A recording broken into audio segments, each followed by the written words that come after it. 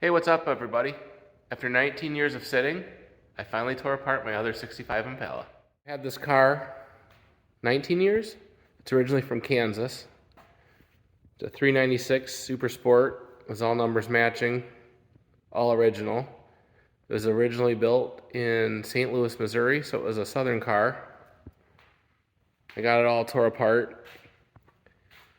You can see the floor is pretty rusty because somebody shot out the back window. This car was sitting out in a farmer's field out in Kansas when I picked it up. You can actually see the driver's side door here. Somebody hit it with a shotgun blast. I'll tell you what though, this is back when they made metal. These body panels are so thick you can't just push that out.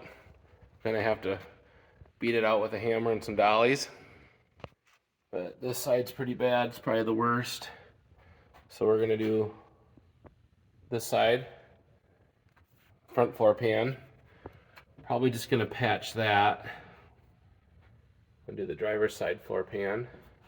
I'm gonna do the driver's side and passenger side quarter panels because, I don't know if you can see that,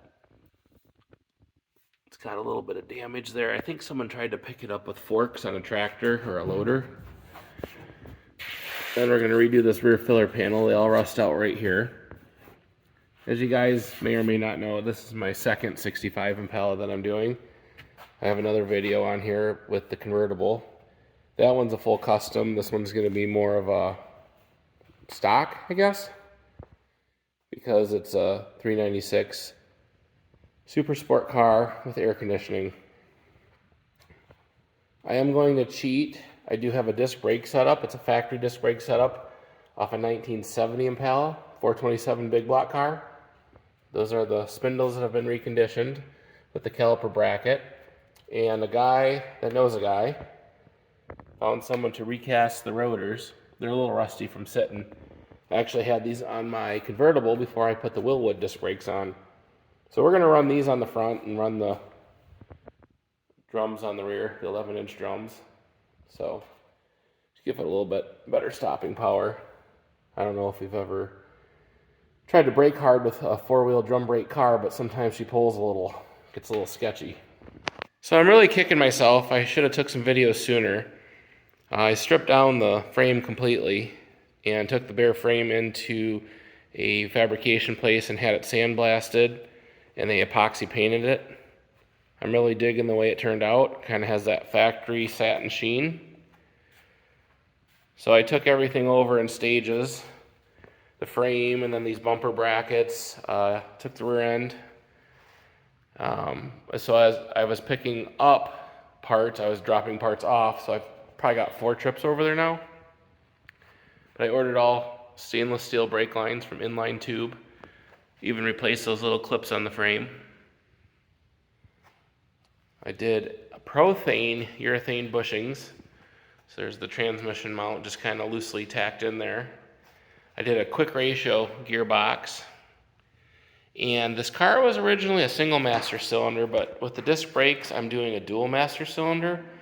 So it's going to be slightly different from factory, but it's going to look factory because it's the old style, like a cast iron master cylinder, but it's a double master cylinder. I did upgrade to the, was it the engine and eighth QA1 sway bar. I figured since this is a big block car, give it a little bit better handling.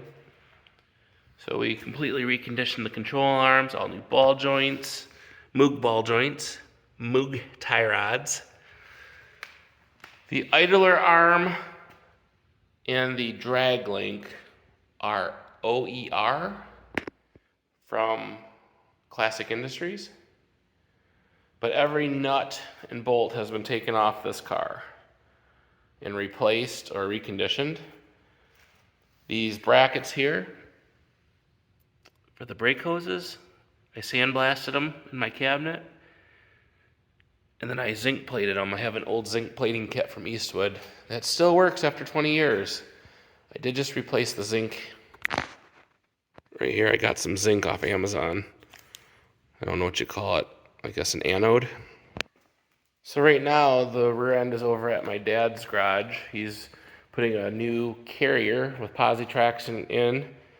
It's a Yukon, and I got new Yukon axles, 30 spline. The factory ones were kind of rusty because this car was sitting out in the field for decades, I'm assuming. I mean, I've had it for 19 years, and it was all unrunning, non-running when I got it, so probably was sitting out, I don't know, probably since the 70s in this field out in Kansas. So we are keeping the rear drum brakes. I had all that stuff blasted and reconditioned. New parking brake cables, new hardware. So I am putting in a Yukon differential with posi traction and USA gears. We're going with a 373 ratio. All new bearings. So every part in the rear end has been replaced. I have probably close to $2,000 into it, which is a little more than I wanted to, but I want it to be right, especially since this is a big block car.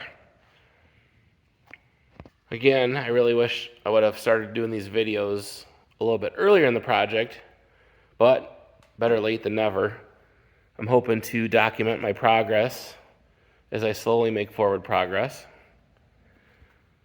So here is the original 396 and the original Power Glide transmission. But the car sat without a hood on it, no valve covers, no intake.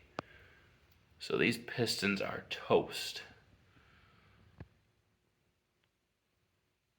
I even found a crack in one of the cylinder walls. I don't know if it froze, but I don't know, guys. I don't think I'm going to be using this engine. I'd really like to get a 454 and stroke it and do a 496, because I want to be between 500 and 600 horsepower, but still be able to run it on pump gas. So we're not going to go too high a compression. But I'm undecided. I don't know. Tell me in the comments, what engine would you like to see in this car? I want to paint it all Chevy orange and make it factory looking with all the decals under the hood. But we want to build the engine and make some subtle changes. Well, not so subtle. Expensive changes inside the motor. But when you pop the hood, it's going to be Chevy orange. Maybe I'll do chrome valve covers. But I want to keep this car as close to stock since my convertible is pretty custom. Got extra air conditioning parts up there. Pretty fortunate to have those. Extra grill. I got a ton of extra 65 parts in the attic over in the other building. So that's been kind of nice. I got an extra convertible trunk lid and a hood under there. Another Power Glide fuel tank. There's the 283 out of the convertible. Before it was a convertible, it was a 283 Sport Coupe. Just a plain Jane Impala with a bench seat. So that's why I didn't mind going custom on that one. It wasn't that special to begin with, so I was free to do what I wanted with it. So I went with the Prothane body mounts. I don't know if I'm going to regret it. I had energy suspension urethane body mounts on the convertible, but I took them off and put factory rubber ones on. It just was too noisy and felt too stiff. So who knows, I might switch to rubber last minute before I put the body back onto the frame here. But I think we got a minute. All that work I have to do. I got to order like $3,000 worth of patch panels and sheet metal. Not looking forward to that. But we have all the stock springs in here. These are the rears. So they're progressive rate, they call them. So they give easy at first. You can see the difference in the spacing. And then the more load you put on, the stiffer they get. Got my, it's empty anyway. Got my front springs here with the isolators. I'm going to add those to hopefully keep them a little quieter. I think it was an option from the factory for the more luxury, quieter ride in vehicles. This was fun. 75 bucks a piece for these new cam bolts. And look at that. It's a flat kind of head. The original ones had kind of like a concave circle.